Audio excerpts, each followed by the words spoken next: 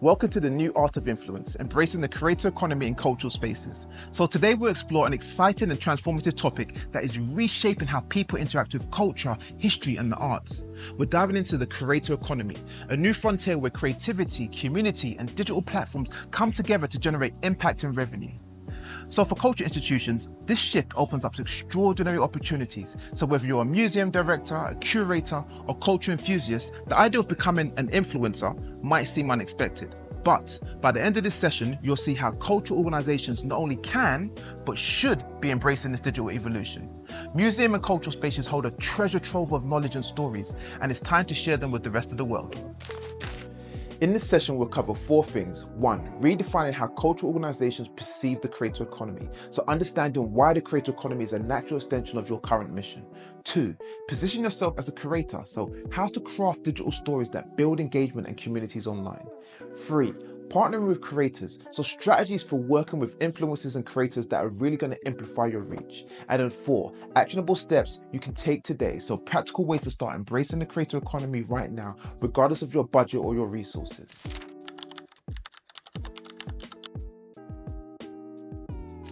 Let's start with a clear definition. The creator economy is where creativity meets digital platforms to engage audiences and build communities. It's about using tools like social media, video, and other digital platforms to turn content into a meaningful experience, and often revenue. But here's the exciting part. It's not just about products or brands. It's about communities that come together around shared interests and passions. And in the case of cultural institutions, this means sharing art, history, and culture with a global audience. Influencers today aren't just promoting beauty products, they're educators, they're historians, and artists who build loyal audiences by sharing their expertise and passion. So think of the 4.75 billion people on social media today. Somewhere out there is a community eager to connect with your museum's unique stories and missions. Historically, influencers have been celebrities, but now they are content creators, people with niche interests who educate, entertain, and inspire. And here's why this is important for cultural organizations. You have something they don't. You have knowledge, heritage, and stories that resonate deeply in a world hungry for meaning.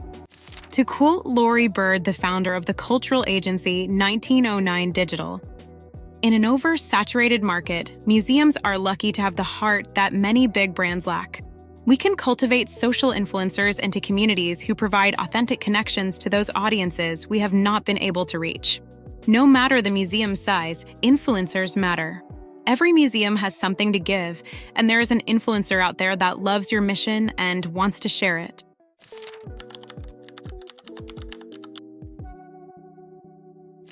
So how does a museum or cultural organization become an influencer in the creator economy? Well, it starts with building a digital identity. So to thrive online, you need to shift from being a broadcaster of events to a storyteller, someone who connects with audiences on a personal or emotional level.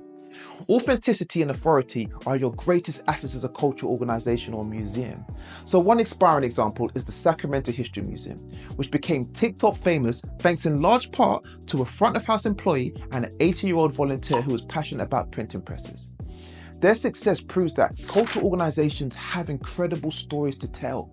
They just need to find the right voices and platforms to shine. So how do you build this digital identity? Well, 1, you craft a unique voice, identify those core themes of your museum, and create a consistent online persona. Are you focused on art, history, science, or culture? Do you want your tone to be educational, witty, approachable, or authoritative? 2, you need to think about visual storytelling. So think about the content goldmines you already have. What are those unique stories behind your exhibitions or artifacts? How can you share them in ways that are engaging for your audience? Platforms like Instagram, YouTube, and TikTok are ideal for these visually driven storytelling. So how can you make the most of them? 3, consistency is key. Audiences crave online regular engagement, whether it's through weekly YouTube videos, Instagram stories, or TikTok posts. Consistency builds loyalty. Let's look at the Tank Museum, which has turned its YouTube channel into a major revenue stream. And it's estimated that they earn between $400,000 and $700,000 annually just from YouTube ad share. That's the power of consistent, engaging content.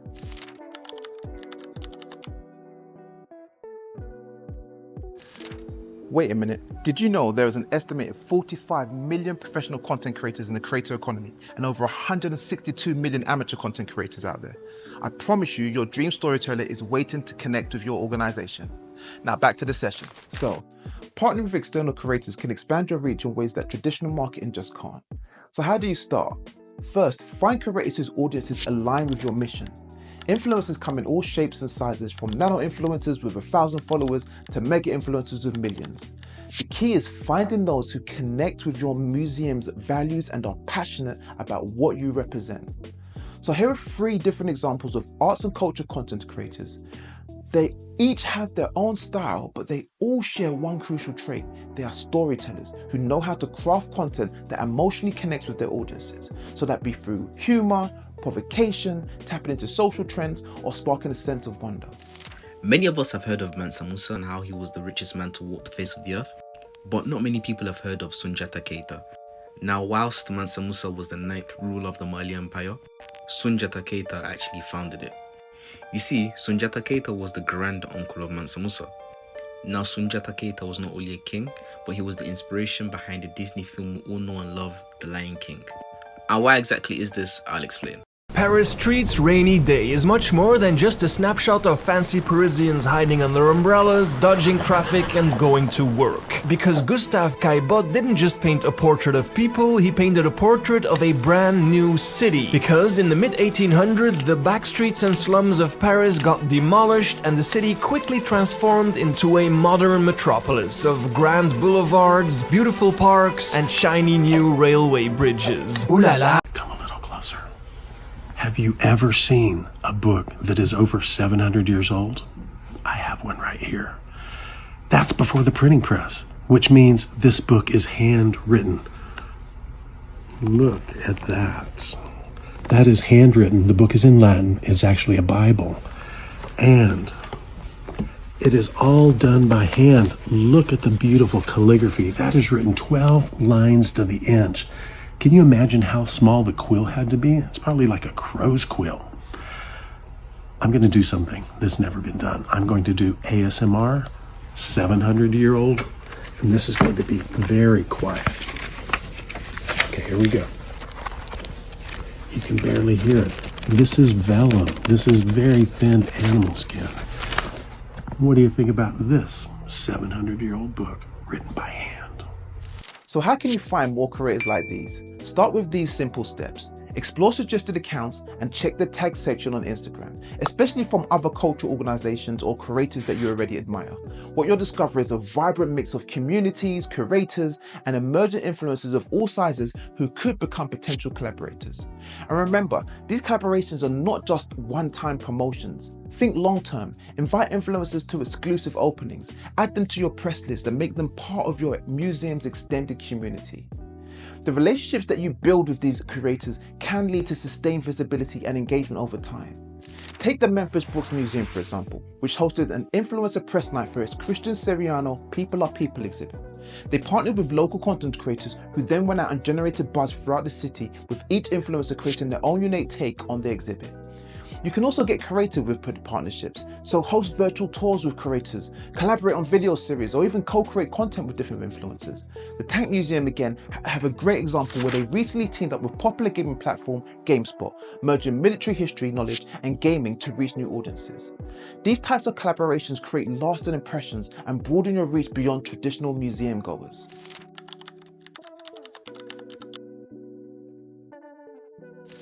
Now that we've discussed the potential of the creator economy, let's talk about the actionable steps you can take today to start embracing it.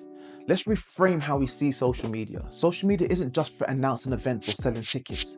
Think of it as your museum's own TV channel where you decide the programming. Start sharing content that engages audiences like a series, captivating them episode after episode with cultural insights, behind the scenes footage and interactive content.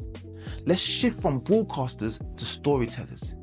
People want to feel connected to your mission, so let's use platforms like YouTube, TikTok or Instagram to share stories that resonate. And let's remember, success won't come overnight, but with persistence and strategic iteration, and definitely with learning, you'll build a loyal digital following.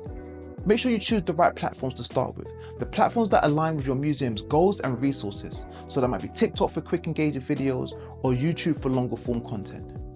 Choose a platform that matches your team's strengths and your desired audiences and your organization's objectives. The museum sector is one of the most collaborative and supportive industries out there. In today's digital world, we're seeing incredible examples of museums, arts organizations, and theatres that have built massive followings across every major platform. And that's despite having varying team sizes and resources. So the blueprint for success is already out there, and we can no longer claim we don't know what it looks like. The key is to do our research, learn from those who are already succeeding, and reach out to our peers. Collaboration has always been our strength, so let's continue to lean into it.